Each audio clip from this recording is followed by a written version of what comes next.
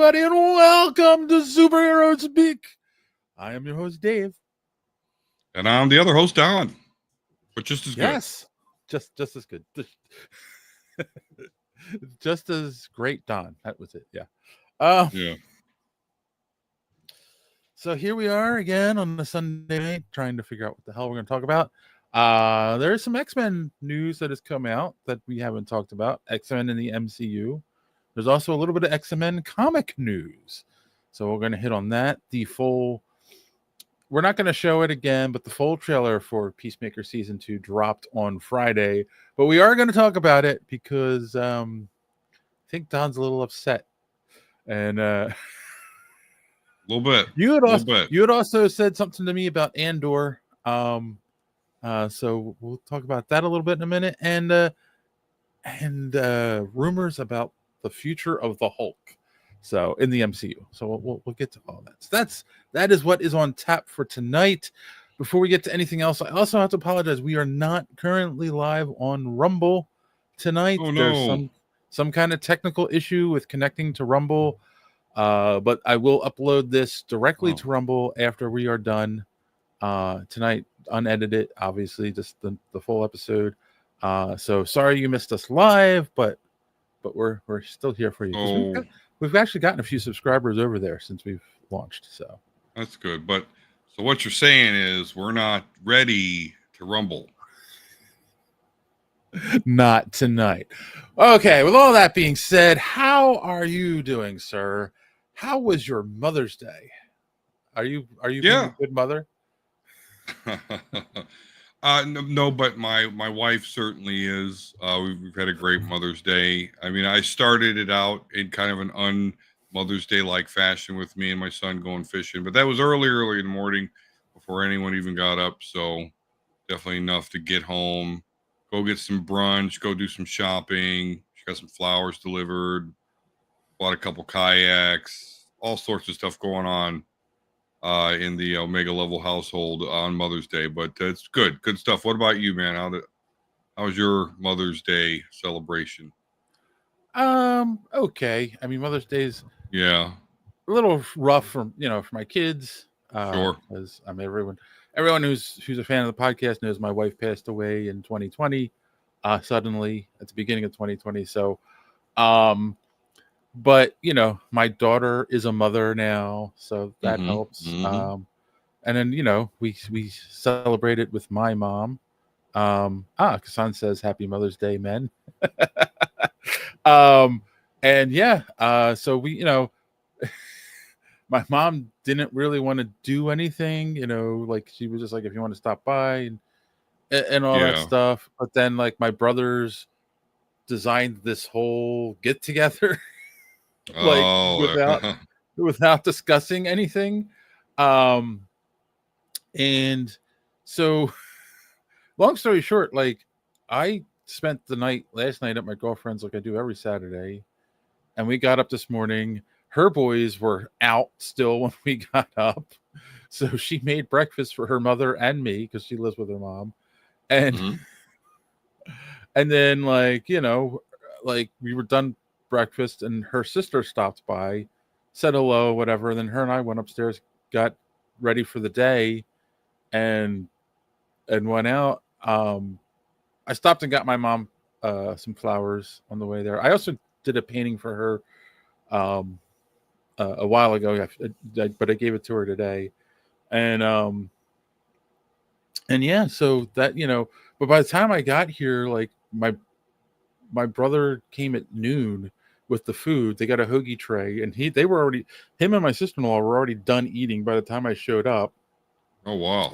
So I kind of just like gave my mom her stuff, and I sat down and talked for a little bit, and then like they left shortly after that. My brother and sister-in-law, and then one of my mom's friends showed up, and then my sister showed up. It was like a rotating door all day long. So, but yeah, I mean, we had a good time. Wasn't good.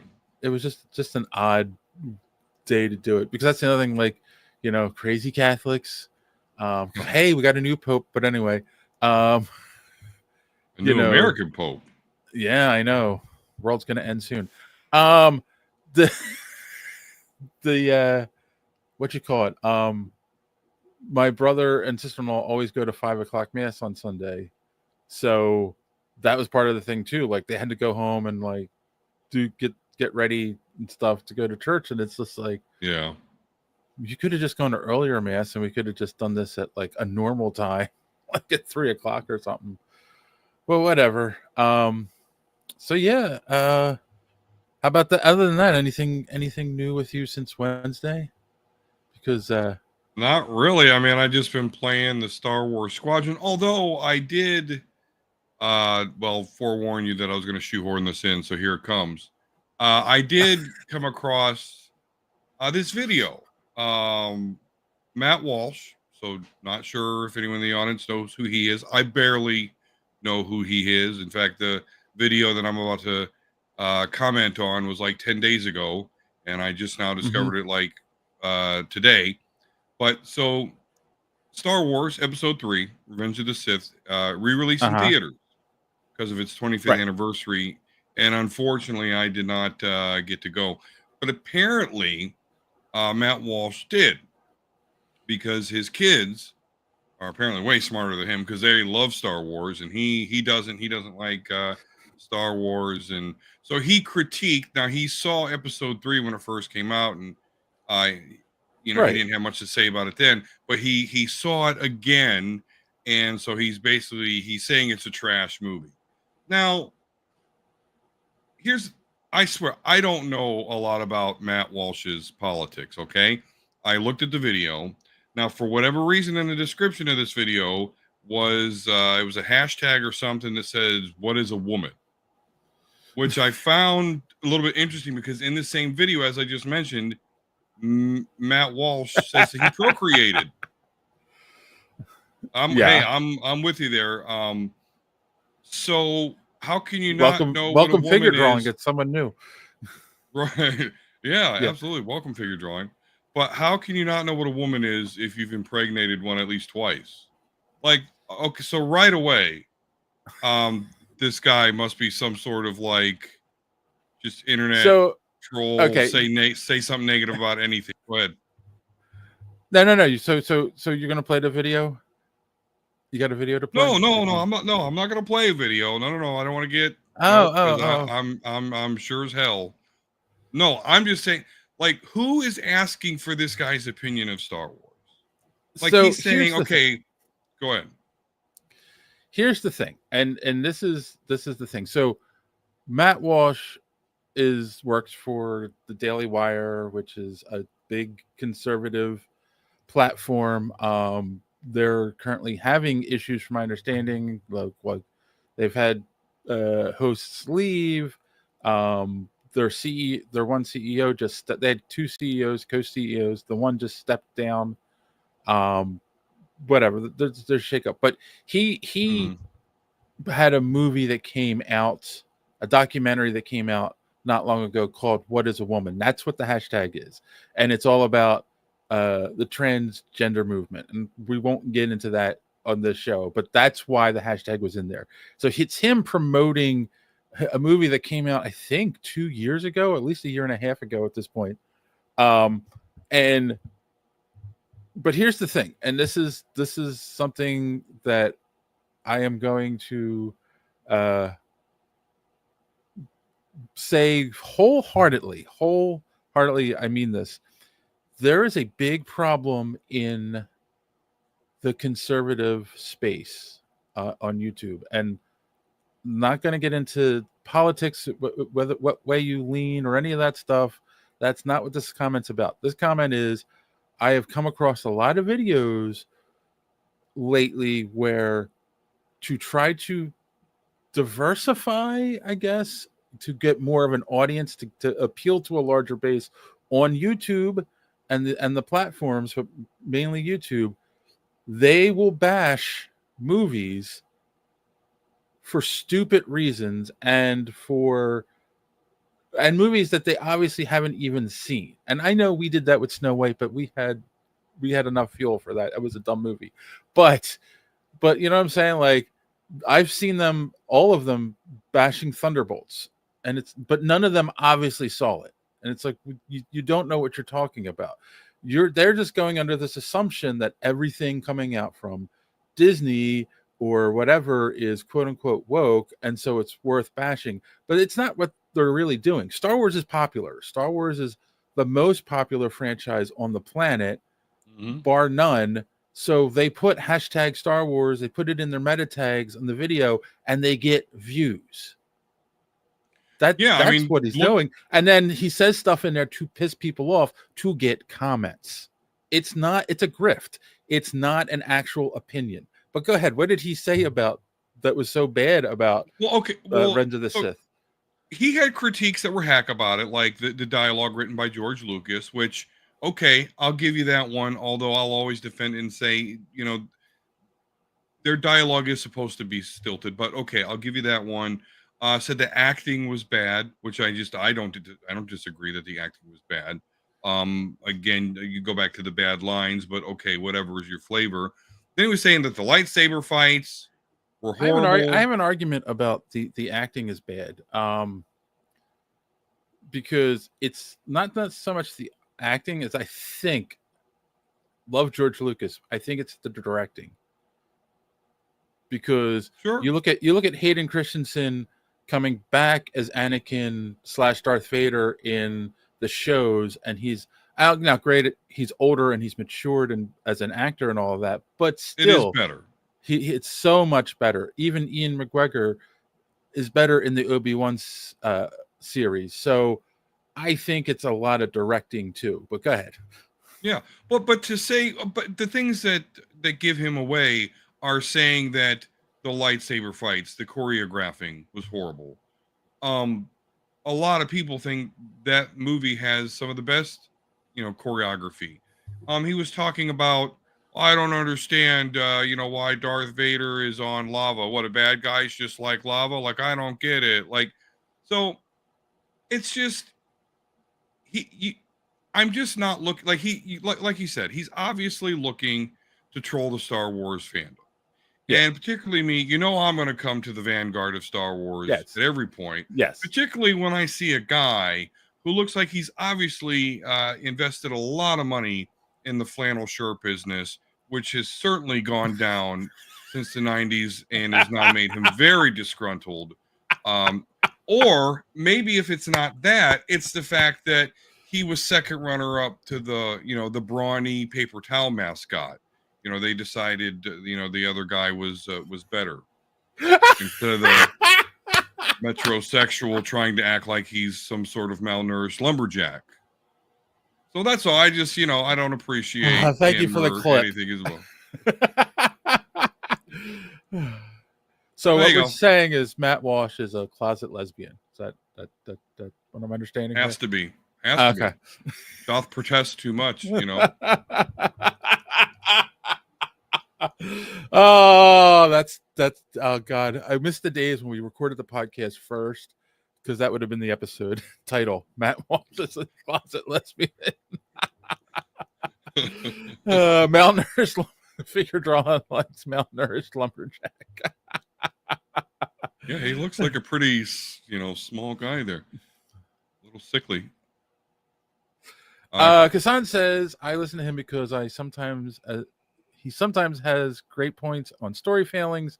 As a writer myself, I always look for advice where I can find it. I agree with him about 50%, 60% of the time, if not for his delivery.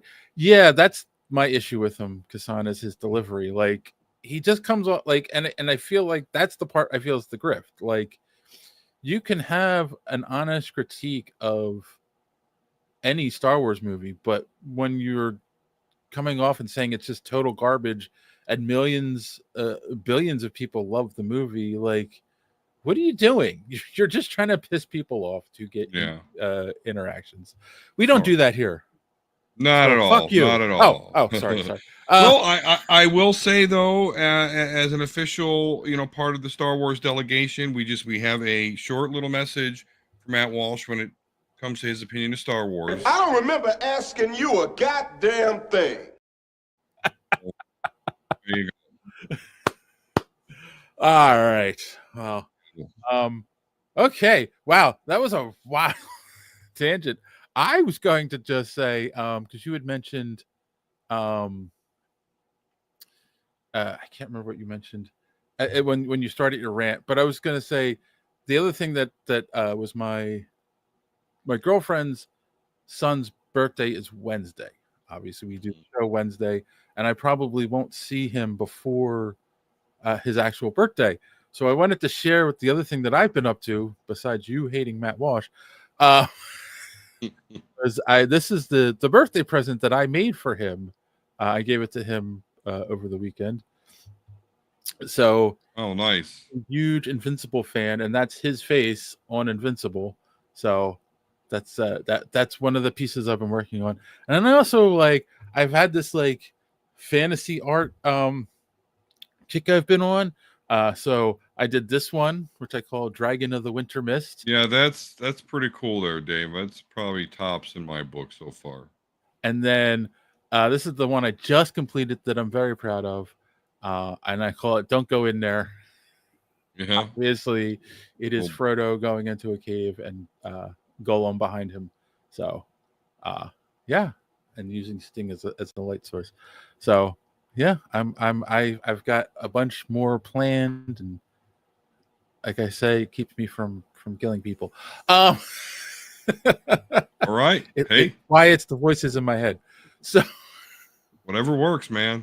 What I was gonna, and I'm just gonna say it again, and this is a self promotion, I know, but it's my show, so whatever. So fuck you. Go follow me on Instagram at Dave's WB. You can see that's where I put all my artwork first. Or if you're on Deviant Art, like all us old people, I'm the same over there as well. So go check it out. I'd appreciate your likes and follows and comments. All right. So you had said something to me today, and I didn't know they were doing this with Andor, Cassian Andor. That's what I was thinking. And Rogue One, they're going to group some episodes together, release it as a movie in the theater. Is that before Rogue One? They're going to re-release Rogue One as well. Yeah, like they're going to make it like a whole, I don't know what they're going to cut because, they're not doing every episode. So they're going to kind of cut these 2 seasons down to like a movie. And then boom, Rogue One. Yeah, I don't know. I'll be interested to see how that happens. But hey, I like it. It's a good idea.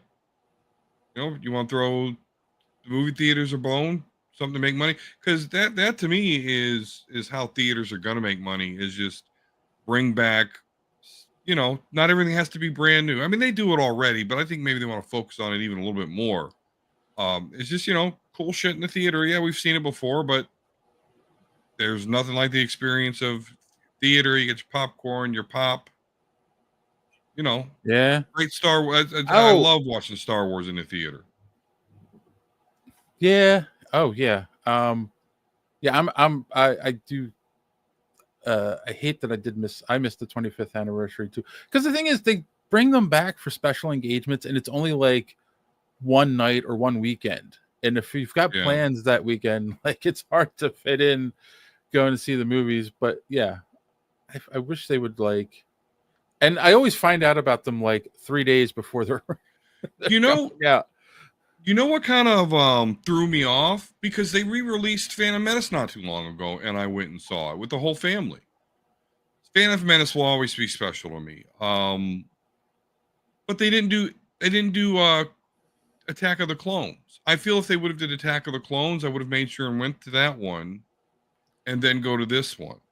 Yeah. So it's kind of weird and threw me off that they re-released Phantom Menace and Revenge of the Sith and not Attack of the Clones. Although Attack of the Clones is probably my least favorite movie, still, I don't hate it. I like it. I mean, but it's just probably my least favorite movie. Counting the prequels. Counting the sequels. But that threw me off. Kassan says just buy a $35,000 home theater system. So it can go obsolete in 18 months. Yeah. Actually, no. Believe it or not, projectors are not as expensive as they used to be, and they've gotten much better. But their bulbs are. their bulbs are still like 500. Well, the bulb, like the projectors are like the cost of the bulb. But I've actually still have it. I don't know if it works anymore. I haven't used it in a long time, but I had a projector for a long time and a giant screen in my living room, you know. Nice. And that's back when they were like not that great, where you had to like have blackout curtains to be able to see it. My the one Matt, the one I did the invisible drawing for, is has a projector that connects to his phone, and it doesn't have to be completely dark to use it. And I'm like, Oh wow. oh my god, the technology has changed Right. so much. So yeah. So yeah, I agree. I want to go see Rogue One in the theater when it comes out. Too bad you live in Ohio, because we could Right. make Yeah, it we a could date.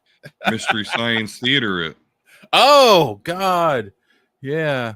Well, we'll do a commentary track when Yeah, exactly. when the show's over, and we'll mystery science it then. Maybe we'll try to get some people on with us to do it as well. You know, maybe we could get JD to come back. Maybe John. I don't know, man. I think JD's getting too famous for us, brother. Oh my God! Did you see there was an article written about him in a newspaper, and about his teaching and his illustrious film career. You know, now he's wrestling again. Jeez.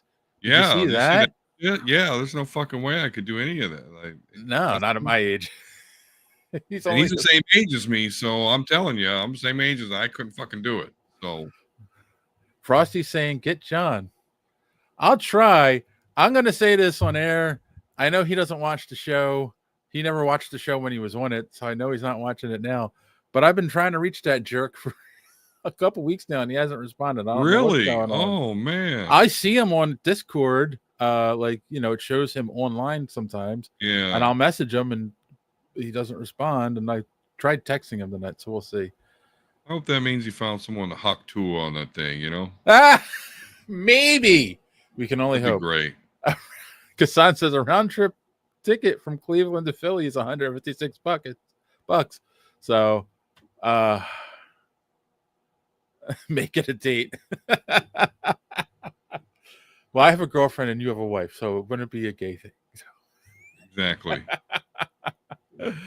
All right. So that's enough of that nonsense. Let's get ready to talk about some news. But before we do that, we gotta, you know, have this Dark Lord of the Sith come in and tell you where you can find more superhero speak. Darth Dawn here. And you must subscribe to Superhero Speak if you haven't already. And if you have already, make another account and subscribe again. You also will like this video. And while you're on the HoloNet, go to superherospeak.com. Find the links to our merch and purchase one of our shirts. Don't skimp on the shipping, or else I will trap you in a box with an agitated gundog named Brie Lawson. I would just force lightning you, but we don't have that in the effects budget. Now, back to the show.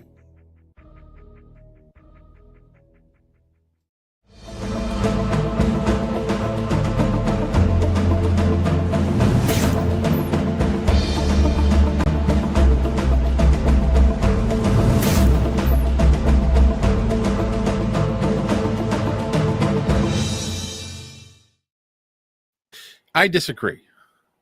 San says if it's Star Wars, it ain't romantic. Look, some of the best romances have happened in Star Wars. Han and Leia, Padme and Anakin. Come on. Anyway, Lando and his robot. Oh, of course. Droid. All right, let's talk a little news here. I guess you want to start with the X-Men stuff, or do you want to work Yeah. up to that? Okay. Oh, So Trinity Jolie Bliss, who was in Avatar 2. I didn't see Avatar 2, so I don't know who she played. But same. she is in talks to play Jubilee in an upcoming X-Men reboot movie. So to me, that sounds like Jubilee is a definite for the movie. We'll see. If you're gonna do Jubilee, like I don't know, like because we got Jubilee in what was it, Days of Future Past? Well, I mean, technically she was in a lot of them. But as far as like they actually, cast someone and got lines, we didn't get her till X-Men Apocalypse. Oh, it was Apocalypse. Okay, yes. But Yeah, she's a staple in the animated series and 97. Yeah. And a popular character in general. Not for me, really. I don't know why every time an X-Men movie comes out in Jubilee's cast, it's actually one of the first pieces of news you get about the movie. But again, because it is a popular character, but that's due to the animated stuff, So she's a staple, Yeah, I guess. I mean, it's weird. I mean, but I think we're going to get a totally different take on the X-Men. Kassan says, well, no, not a totally different. Hold on. Breaking news: Disney doesn't understand why people want X-Men. It didn't sell that great with Fox. Why now? Black leather suits. Yeah, and it's part of the reason they never did the X-Men right, and it's also part of the reason they bought Fox was to get the X-Men. Well, because they were in a deep spiral. I mean, again, the first X-Men movie, good, serviceable, liked it. Second X-Men movie, really good, really holds up to this day even. Third X-Men movie, not going to talk about that. Fourth X-Men movie, okay, this is weird, but I like it. Days of Future Past, oh my god, this is fucking awesome. It fixes everything and explains everything. And then we just take a fucking nosedive with Apocalypse and then Dark Phoenix. Yeah, they shouldn't have tried to do Dark Phoenix again. The worst two movies are both that storyline. But people love the animated series. It gets a lot of praise online. Jubilee that's what I was going to say. Jubilee is one of the main characters, and I kind of feel like that's what they're going to try to do is recreate some of that in this upcoming reboot, because the next piece of news, because I didn't even realize they were like this far along on it. We knew it was coming, but they're tapping Jake Schreier, who just did the Thunderbolts, to direct X-Men, and the movie's being written by Michael Leslie, and he wrote Macbeth, Assassin's Creed, and The Hunger Games: The Ballad of Songbirds and Snakes. So I'm not so sure he's the guy we want writing the X-Men, because I don't know about the Macbeth movie, but those other two were kind of stinkers and didn't do great. But what's his face directing it could save it, because the Thunderbolts was good. Jake Schreier did a great job with it, I think. Yeah. I don't know. What do you think? What do you think they need a strong script? Yeah, they do. They do need a strong script, because it's like, this is Marvel's Superman. Yeah. And I don't think it's particularly hard to fuck up, but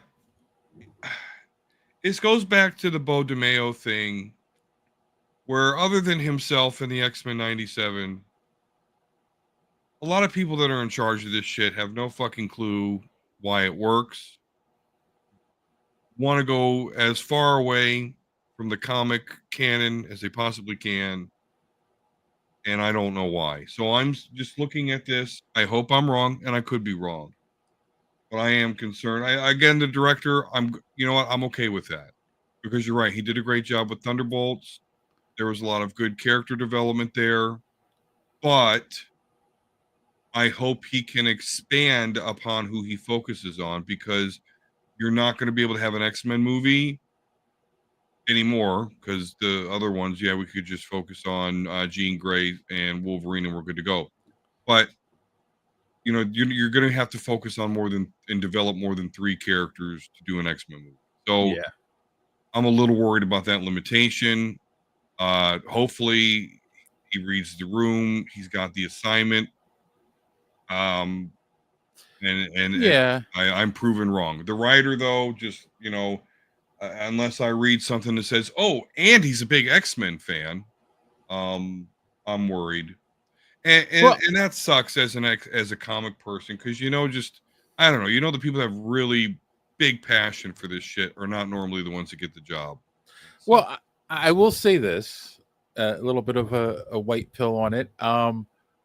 Number one, at this stage, I'm sure it's a first draft, right? Which in Hollywood, that means it'll be written probably at least 10 times before we get the final script. And two, what I'll say about those movies, Assassin's Creed, it's a video game movie. What video game movies ever do really well, And I'm sure Minecraft, Mario. did Minecraft do well? I It's mean, it doing looked well. horrible. I didn't. Yeah, but here's the thing: Jack Black knows how to come up with a fucking song that everybody likes. He did it with Mario and the Peach shit. Now he's doing it with Minecraft, and the lava chicken is tasty as hell. My kid's singing it.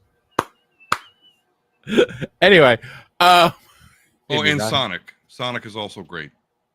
So I'm telling you, video game movies recently have actually stepped their game up. So I don't know about Assassin's Creed. No, I never played the game, let alone the movie.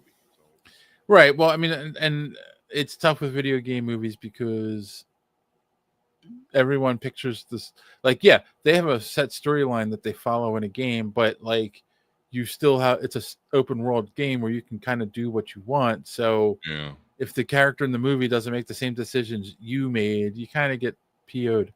And then the Hunger Games movie, it suffered from a lot of different things. One being no one likes, not no one, but it's really tough to write a prequel to an existing book series that people like, that wasn't written by the guy or the person who wrote the original books. Like, oh, well, we own it and we have the rights to do this, so we're just going to make our own story about how it all started, and I'm sure that the author had some input in the story. I would hope they did. I'm not a Hunger Games fan, so I can't tell you, but like that's always a big hill to climb. And two, didn't it come out right at the tail end of the pandemic? So like I think movie theaters were still opening up and people were still afraid to go at that point. So that's probably what hurt it as well. So I don't know. I'm not a fan of those movies, so I don't know anything about it. Let's see, what's Kassan saying here? I don't understand why they don't use someone like Tony Gilroy for such a flagship project. His character development in Andor is masterful. Yeah, that's well, true. I think I can answer that though, because he's like, hey, I'm done with Star Wars, so they might want people that are going to be around and want to work on that same project and property, and not want to do the one and done. Or maybe they don't. I don't know. I would figure you want continuity, but yeah, but I also I also feel like when we'll see, because again, this will probably be a first draft. They'll hire people that are very close to the material to punch it up. They might tap him to say like, hey, can you read through this and tell us where it needs better character development? Because Kassan's making an excellent point here, and it's backing up what you were saying. Like, you need to develop more than 3 characters in this, and that's a difficult thing to do. And they do an excellent job in Andor with character development. Do you know a show that has excellent character development is Ted Lasso, and the guy who writes that should write the X-Men, because like every character in that show is a well-rounded character. Like it's shocking. Like there's no one is a like just a stereotype or just a like a plot device or whatever. Like everyone in the show pretty much, everyone that we focus on is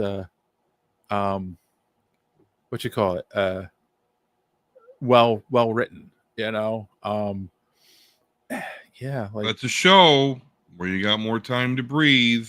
This is yes, sub 3 hours. the classic argument, the X-Men would be a better show than a movie, but they're not going to make money off their flagship by just doing a show. So I think they could. I think the X-Men movies need to be maybe a bigger deal, obviously, than the shows.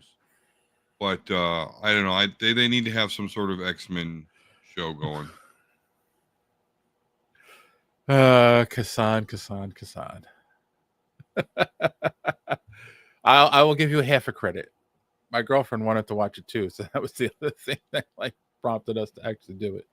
One half portion. Yes. Speaking of half portions and running out of ideas, you brought this to my attention. Age of Apocalypse again. Again. So they're in the comics. They're going to be doing a like I don't get it, an event that's reminiscent of Age of Apocalypse. Well, so the hook, which I'm not saying is not interesting, but I got some commentary about it. But the hook is that, you know, at the end of the original Age Apocalypse, Apocalypse is defeated, time is fixed. Oh, we're back to the Marvel 616. Yay. Professor X isn't dead. But apparently they learned that universe actually does continue. And so this is a sequel to that original Age of Apocalypse storyline. As big as an X-Men fan as I am, it may strike you as weird that I'm not currently collecting any X-Men comic books. I dropped out probably about 20 issues, 15 issues after House of X and Powers of 10 by Hickman concluded. And it's just because it was a very unfocused series. You really were not getting a story, a cohesive. After 15 issues of your book, there should be 1, 2, probably 3 story arcs that have happened. And that just wasn't happening. And comic books are now $5 a piece. So I'm just like, I'm out. You know, I gotta have more for my I gotta have more bang for my buck here. We did have that conversation on the show. And I feel like I do feel like you said it, right? I think you said it in the text you sent me. Like, is this a money grab? Because Age of Apocalypse is one of the most popular storylines from the X-Men. Well, and it's an alternate timeline. We discussed this on the show. What are we seeing top in the charts these days? Right? Alternate Absolute, timelines. ultimates. Yeah. Okay. Yeah. And so, and we see, and I actually think this is due to Absolute, right? Because that Absolute, that universe is Darkseid's universe, basically. Mm-hmm. So now they're going to, okay, we've kind of, now we're going to have an Apocalypse universe in the Marvel X-Men. So I think Marvel saw that. So, because really top 5, 3 of the books should be X-Men, and they weren't. Again, the last time we looked. So they're like, we got to do something. I think this is their best mechanism that they have to copy the Absolute stuff that's popular. And I think they're definitely trying to get people to come back to the X-Men comic. Not going to work for me. I may pick up the trade or something like that, or maybe the next door neighbor will get it and I'll get it from him. But so yeah, I just kind of saw that. I was like, oh man, come on, you guys are really reaching at this point. That's one of the things. Again, Matt, my girlfriend's son, was all we were also talking about this weekend is he's almost done the original Ultimates run. Like he's getting close to the end, and he's only got a couple of the big stories left. And he started it not that long ago, and that's the whole thing. Like, one of the things with that is it is almost a complete story. There is a beginning, middle, and end to the Ultimates, because they did end that universe, and then everyone what was left got folded into 616. Oh, by the way, that's our episode number this week. So welcome to the welcome to the Marvel Universe. Nice. But but like it, okay, it's 25 years worth of comics, so it's a lot to read, but he loves to read. But that's the thing too, right? Like, it was a much smaller barrier of entry to like pick that up and read it, and then he also knew there was a finish line. So I understand the appeal. Like, I can see it in him, and it's like, okay, I get it. So bring in, like, all you've got to do is read Age of Apocalypse and then jump into this storyline. Like, not a big barrier of entry. Like, so I can see the appeal. Will it do well? I don't know. And again, it does stink of desperation to like bring readers in. So we'll see. And like, that's the thing, right? You said it. I've seen other people complaining about the current X-Men books. Same kind of arguments, unfocused. The whole Krakoa thing is bringing everyone back from the dead is getting kind of ridiculous. Like, okay, so now all the mutants are immortal, and like, I've seen a lot of complaints about that kind of stuff online. So why not fix it? Why not fix the X-Men in the 616? Why say, oh no, remember this story? Yeah, go read this alternate timeline book. Like, okay, well, but when that's going on, fix the X-Men. Like, fix what you're doing, because you're going to charge $5 to $6 a book. Give something worth reading, So, I mean, I feel that they were on their way with Hickman doing the House of X and Powers of 10. The problem is that Hickman had a story that he wanted to progress, and at the time, Jordan White, who was the editor-in-chief, and all his writers, Leah Williams, and a couple others, like, they all wanted to keep in the sandbox. And Hickman wanted to continue the story, but if they did that, they'd have to come out of the sandbox, and then they didn't want to do that yet. Right. So Hickman kind of lost focus because they were making him tread water. And then, I really feel like Jordan White was just not a focused. He just kind of let the writers do whatever the fuck they wanted. And I get that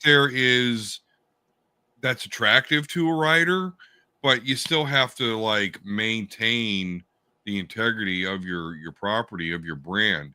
And I think it just went awry.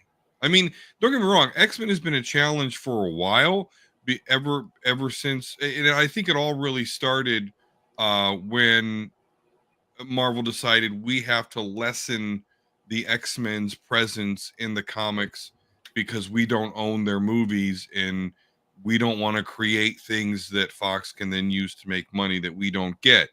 So that was a problem. They got to like near extinction, and they got the property back, and that's when they seemed to kind of refocus a little bit more and do that House of 10 power, whatever, Hoxpox, I'm going to call it. Okay, great, we're back. The mutants are back. They can revive. They're not dwindling anymore. They're fighting back. But then again, everyone just wanted to play in that Krakoan sandbox, and it was just way too long. And now it's completely off the rails. I don't know. I don't know if I'll ever be able to catch back up one day. Maybe I'll read through the trade paperbacks, but I don't know. Although in the Ultimate one, Ultimate Wolverine, I read some of those and gave those high marks. Those are cool, but of course, Colossus and Magic is like a major thing. Colossus is like the owner of this Ultimate Wolverine. It's a whole thing. It's cool. But that's it. The ultimate, the alternate timeline Yeah. X stuff is good, or not even X-Men. The Ultimate X-Men kind of sucked, but Ultimate Wolverine was cool shit. I like it. But yeah, I know, but they'll never get back to where I want. That we can never go back. That's the problem. We can never go back. Professor X has been a shithead for 20 years, so we can never go back to the Westchester, mansion of Professor X and his tutelage. So I'm gonna say something that might come off a little controversial. I don't know. We'll see. And it's just a message to anyone that we know. You know who you are. That is currently working for Marvel in some capacity. You need to go and talk to your bosses. Oh yeah, because his shit was cool. Yeah, sure. Well, not just Rich, but other people that we know. Greg, many people who have been on this show over the years who I'm sure aren't watching. But if you are, I kind of feel like the powers that be at Marvel have lost their way, because it feels like there are these edicts that have come down, that the things that they're like, no, you can't have this. No, we got to do it this way. None of the fans want, but they're claiming no, it sells books, and then everything else they're like, just do what you want. And it really feels that way right now in the books. Even the Spider books are messy in a lot of ways, because they're in throw it at the spaghetti at the wall to see what sticks mode. Yeah, and it's terrible. I mean, the whole thing of like MJ and Peter will never get back together is $2 a comic. I'm in. $5 a comic. Yeah, spaghetti on the wall. Can't do it. And I feel like it's the same issue, but it's so much worse with comics, as Matt Walsh and the Daily Wire stuff, where it's like, I'm going to take a popular topic and crap on it so that people will get mad and interact with it. But the problem is that if you're pissing off your fan base by doing stuff that no one cares about, or just upsetting them, they're just going to stop buying your book. Like, it's not, people aren't going to read the X-Men or Spider-Man or the Avengers. Like, no, like, they're going to read stuff that's good and that they're loving. I think the last time Spider-Man was good was when Doc Ock had taken over Spider-Man. Other than that, there hasn't been much good in Spider-Man in a long time. What was that called? Was that Infamous Spider-Man? No. No. I'm sorry. It doesn't matter. But you're right. That was, people were very interested in it, and I cannot fucking remember the name of that series. I was about to say Ultimate, but no, it's no. But it's a word like Ultimate or Superior. No. That's it. Is it? Okay. The Superior Spider-Man. Right. Yeah, like that's the last time anyone gave a crap about Spider-Man, and you didn't care about all the other stuff because it was like, oh, well, this is Doc Ock, so it's different. So yeah, I don't know when the last time anyone cared about. Thank you, James said it's Superior Spider-Man. I don't think anyone's cared about the Avengers in a long time either. So we'll see. They had a kind of relaunch of the Avengers. Oh shit! At this point, it'd probably been 6 years ago, and they showed like the Avengers back like in the BC, so like the prehistoric Avengers. Yeah. Yes. Like that was kind of cool. Yeah. All right. But after the first arc, I was like, okay, because they were dealing with some sort of super celestial. Yeah. I don't know. All right. But before we transit, I guess it doesn't matter. I want to address this. Kasan says, I know many people refuse to read or watch any series that is incomplete. After the whole A Song of Ice and Fire debacle and how Netflix will kill a series before it ends, people want completion. Absolutely, absolutely agree with that. And I got to tell you, the whole Song of Ice and Fire. What's that fucker's name? Oh, whatever, Martin. Martin. Yeah. Uh, George R. Martin. George R. Martin. I have heard people like mention his fucking name in the same sentence as Tolkien, and what he has done to his own book series by fucking around for the last 10 years instead of finishing it.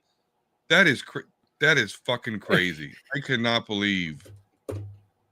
I feel so bad for those fans that have followed those books, and in some fucking TV show, why he would let someone finish his own story before he is absolutely ludicrous. So I don't know. Don't I'm just get here me. to declare, Don't get don't me ever, started. yeah. Yeah, I agree with you. I agree with you. Like, people try to put him in the same breath as Tolkien, and it's like, no. And like, Tolkien created a whole world and then decided what story he's going to tell. Like, he created whole fucking language. You all know this. I'm preaching to the choir. So yeah, I just don't ever. I just never ever ever want to hear that. it's like, talk about, Kassan, you talk about character development, and that's the thing too, right? Like, Lord of the Rings is such a great story because of the well-written characters in the whole all three books, like the journey that Frodo goes on, and how he changes from the burden of carrying the ring, and the temptation and all that stuff, and Sam, the true hero of the story, um Yeah. and his progression through it, and um I mean, and the brilliance of the epilogue, and them talking about coming home to the Shire, and how like they're not, especially Frodo, he's not the same Hobbit anymore, and it's hard to like go back to Hobbit life after everything that he's been through, and Yeah. like, and Martin, like, oh, we get this great guy in the first book, and we're following him through the whole thing, and then we kill him off, oh, and then we get another character and we kill him off, oh, and then we get another good character and we kill him off, and it's like, you're not letting anything breathe, because it's like, oh, the shock and awe of continually killing characters. Well, that's not that's just shock and awe. That's not good story writing. And incest and killing characters is not, don't compare that to Tolkien ever. Tolkien's only misstep, and that's probably blasphemy for me even saying this, but in my mind, Tom Bombadil has always thrown me the fuck off, and I'm pretty sure that it's just Tolkien writing himself into the story. Yeah, I think so. I won't disagree with that. Yeah. The motherfucker got handed the ring, took it, and like threw it away like it was a piece of gum. Like, fuck this shit. Are you even worried about it? He was better. He's better than everyone else. He could just throw it away. He didn't care. Just like he was morally superior, just like Tolkien. All right. So you sent me this article too. It's comicbookmovie.com, which is a questionable website sometimes. And basically they're just saying, what's the future of Mark Ruffalo and the Hulk in the MCU? And there isn't like, there's nothing solid in here. These are kind of just like, ooh, what could they do? And one of the things they're kind of like talking about is, oh, World War Hulk, but you'd have to go back to a more Savage Hulk for that storyline to work, right? So how do you go from Genius Hulk back to Savage Hulk in the MCU and make it make sense, right? Because like him becoming Professor Hulk just kind of happens. There's no, all of a sudden, oh, look, there's Smart Hulk. There was no progression or anything. They have the means. They have introduced a way to do that. They have Hulk's son, Scar, which was introduced on one of the lame shows or movies. In She-Hulk. She-Hulk. She-Hulk at the end. Who, of by the She-Hulk. way, is a complete abomination compared to what Scar is in the comics. But I digress. Yeah. Hulk, the whole World War Hulk shit happens because, all right, I just sit down, guys, if you don't know this already. So the Illuminati, who again is Doctor Strange, Black Panther, Professor X, Iron Man, Namor, and Thunderbolt guy. No, Black Bolt. Sorry. Black Bolt. Yeah. They decide that the best thing to do for the Hulk is to trap him in this spaceship and send him off into an uninhabited planet where he could live out the rest of his days in peace and never hurt anybody ever again. Well, they accidentally sent him to a planet that is taken over by an emperor that enslaves the planet and makes a lot of people fight in these gladiator games. Mm-hmm. Long story short, Hulk actually settles down, becomes ruler of this planet, takes a wife who was pregnant, although he didn't know at the time, and the ship that he was sent in was then programmed to explode. It did so and killed his wife. So, angry as fuck about all that, he then goes to Earth and says, I'm going to fuck all of you up. Start World War Hulk. So, he doesn't have a wife that they've introduced yet, although he's got a son, so they may. But if something happens to his son, we may get us more angrier, savage, out of his fucking mind, crazy Hulk. Okay. Which I would like. Yeah, no, that's actually not. That's not a bad. That's not a bad theory, right? Because they gave us a lame version of Scar in that show, so they could. And yes, Scar. Yes, I acknowledge. That's what would make it different. Is Scar would be because. Well, that's what Scar was fucking born from his dead mother in fucking lava on the planet Sakaar. Right. Like, and then we get this powder puff that we saw. Right, because that's another thing that they kind of people gloss over because like basically Thor Love and not Thor Love and Thunder, Thor Ragnarok was a shoehorn Planet Hulk movie. You know, right. Like he went there, he wasn't sent there by the Illuminati. He was in a ship. He kind of sent himself there, you know, but like he was a gladiator fighting there. So yeah, like then it's like, well, the natural progression is World War Hulk, but you know, it doesn't make sense. And then the other direction we could go, and this is brought up in the article, is Maestro, right? Where it's like he's like the evil ruler of the earth in the future, you know. But how do you like that would have to be a future movie, and it would kind of have to be a solo Hulk movie. That'd be in the old man, you know, universe, right? Old man Logan, old man Hawkeye, old man. So they say in the article, well, it's like, well, if you're going to do this Doomsday new movie and full-fledged multiverse, and then we're going to go into Secret Wars, like, well, then why not have a universe where he is Maestro and just show that? And it's like, yeah, but then you're kind of, it's a quick cop out, isn't it? Like, oh, look, in another universe, he lived forever and became like the evil ruler of the planet. But I kind of see it. Although, and before I say that, yes, James, you are correct. It was sabotaged by Meek or whoever, or one of the Meek dudes.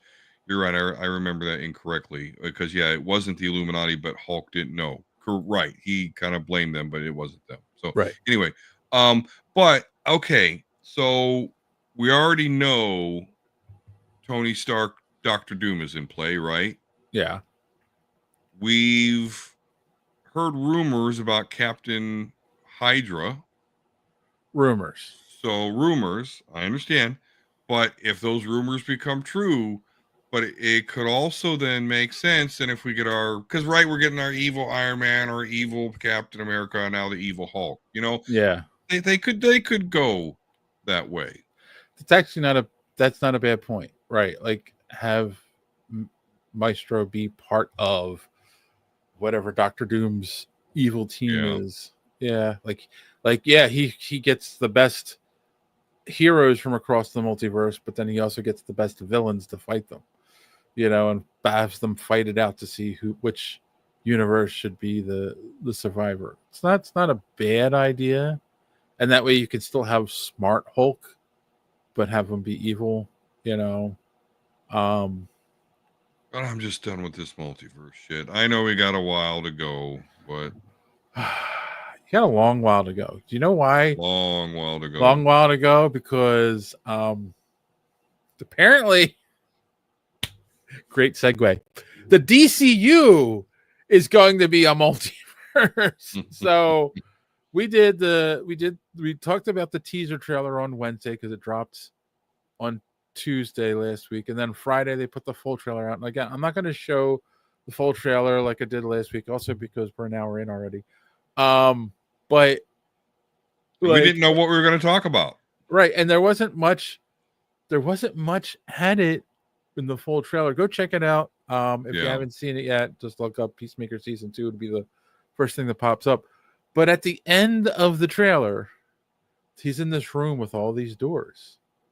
And he's in his tighty whities for some reason. I just like to show John Cena half naked. Yeah. He opens the door and he goes through, and then there's Peacemaker behind him and puts a gun to his head, and he says, Who the heck are you? And it's like, ooh, multiverse. So if you watch Secret Galaxy, you got that. Yeah. Which, okay, let's the other thing that's added is they show Green Lantern. Is that Hawk Girl also? Yeah, I think so. But yeah. Sky Gardner for sure. So it looks like they're trying to join. He looks like he's at the beginning of this trailer. He's trying to join the Justice Society, maybe something or some kind of justice. I don't know. I'm not even gonna guess because I don't know DC's much. I mean, kind of. It's kind of like canon. It's not Justice League until it's Superman and Batman in it. So that's why I kind of feel like it's Justice Society. But who knows? It's the DCU. Okay. They can do what they want.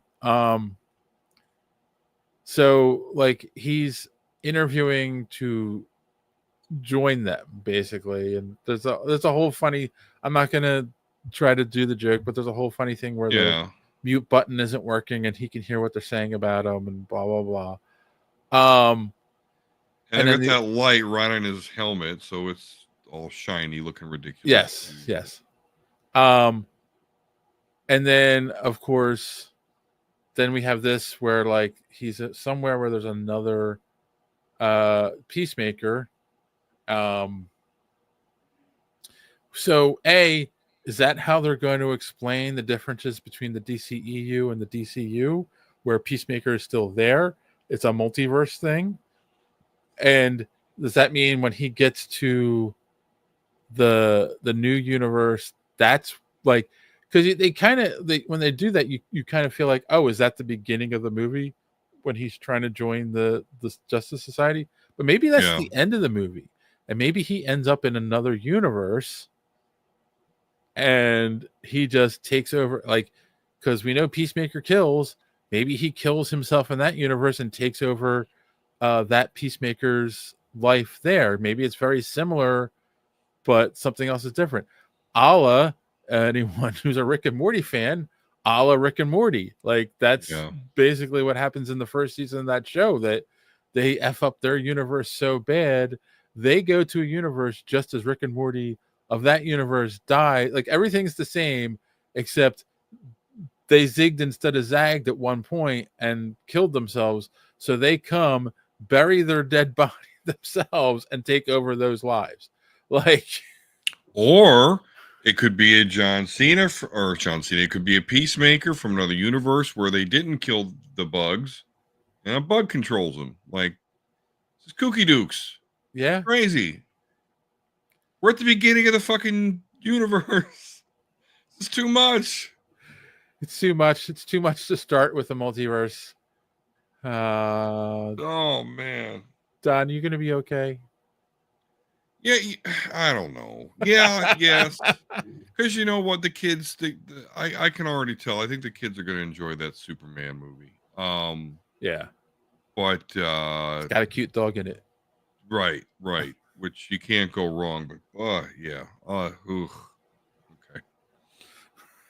okay. This is too much. James says, Jesus, that's complicated. Yeah. Yes, Rick and Morty is. It was. I haven't watched it since they fired the creator, but it was one of the greatest shows on TV. I haven't. You know what? It was, but it did wear on me. The cynicism and the darkness. I don't know. I get like that with shows. Like it gets to be a little. They just keep. I am one show who you doesn't. The most fucked up thing we can have every week. I am one of those that that I'm not a big fan of superly dark things, but yet, yeah. For some reason, when Rick and Morty did it, it was like, yeah, no, I like this. So the meaninglessness of it all. I mean, even the episode where like, okay, did you see all of them? I swear the last episode I watched was some wooden puppet that lived forever. They even played the Queen's Don't Want to Live Forever from Highlander.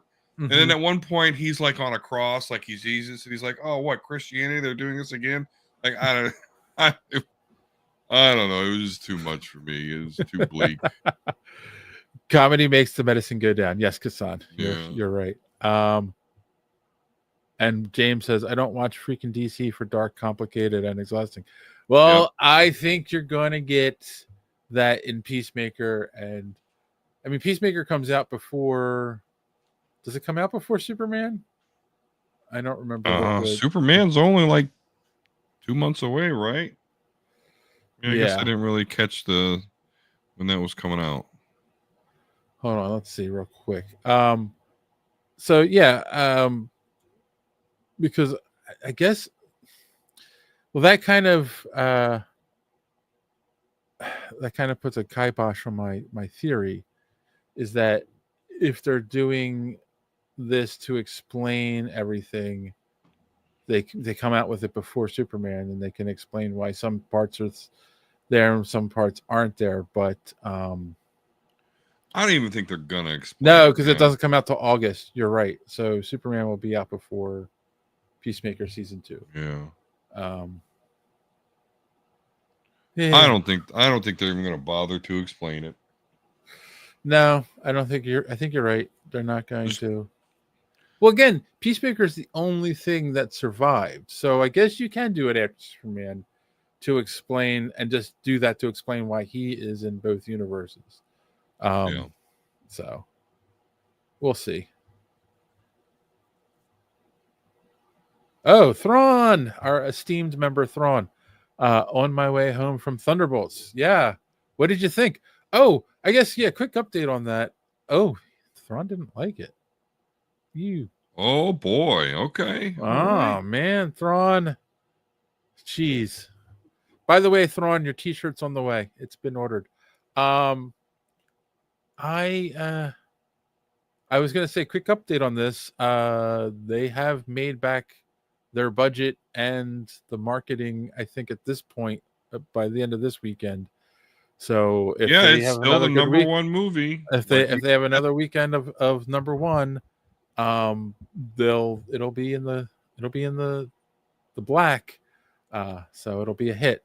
Might not make them a lot of money, but if it makes them something, that's what matters. So, oh yeah. Hey, let's bring this full circle. Thanks, Thrawn. Let's bring this full circle back to the whole Rift thing, right? Because like one of the videos I saw from one of those channels that will remain nameless is that, I think I mentioned this on Wednesday.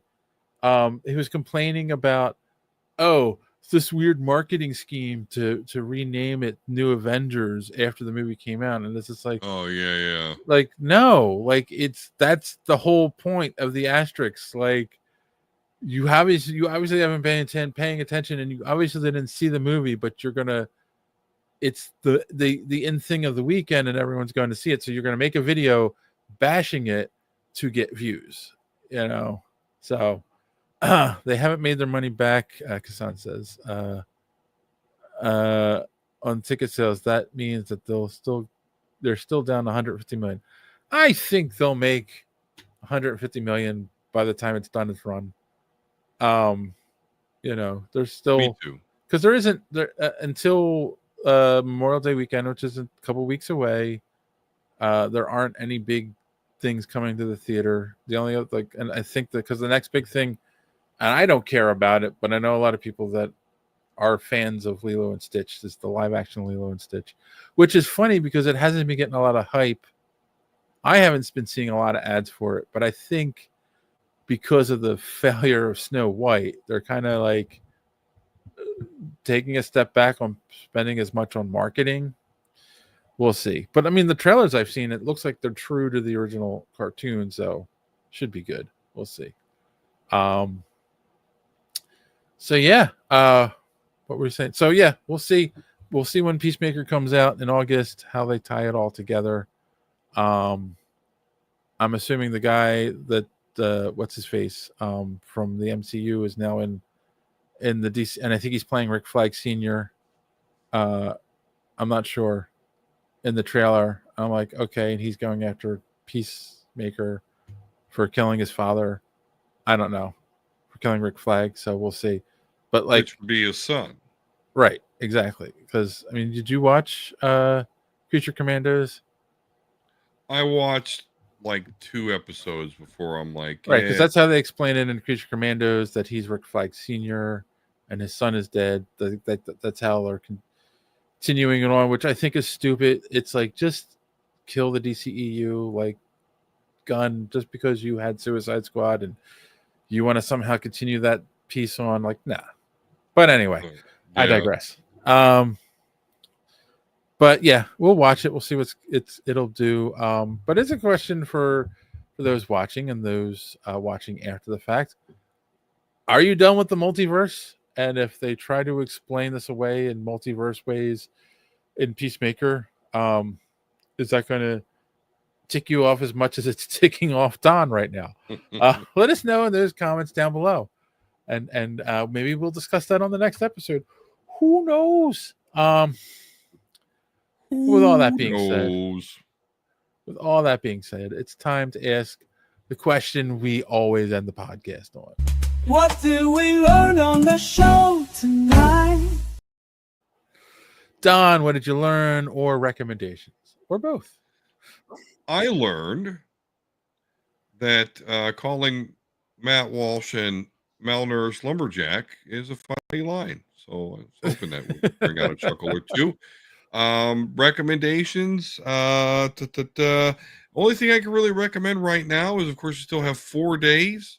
If you have a PC and Steam like Star Wars, particularly Starfighter Combat, I've got some great news for you.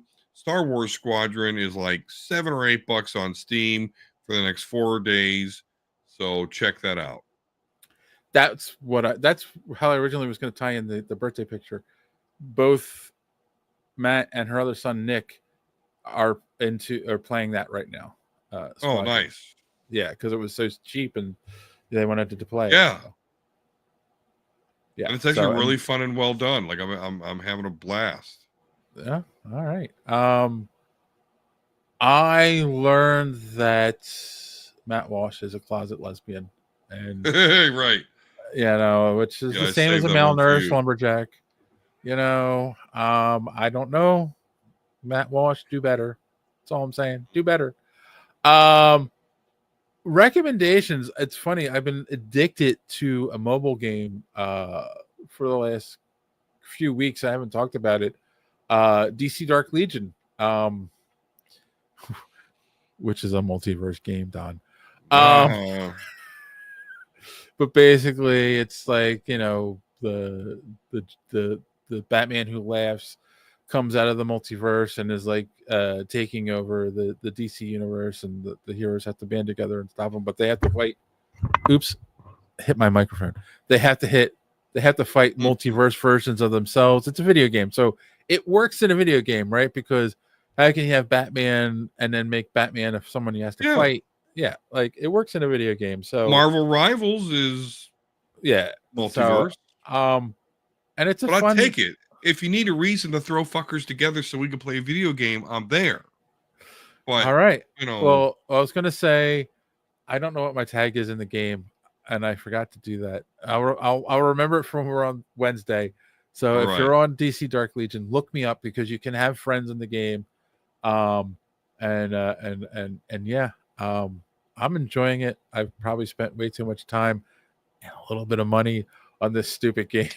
Oh, okay. You're one of those. No, I haven't spent like because there are people that their squads are like way Yeah. more powerful than me, and it's like because there is head-to-head stuff in the game too, and it's like how is your power level like twice mine, and I've struggled to get to this point. You're obviously spending a lot of money on this game. So because I started playing it the day I was somebody who like played the beta and then downloaded it the day it came out.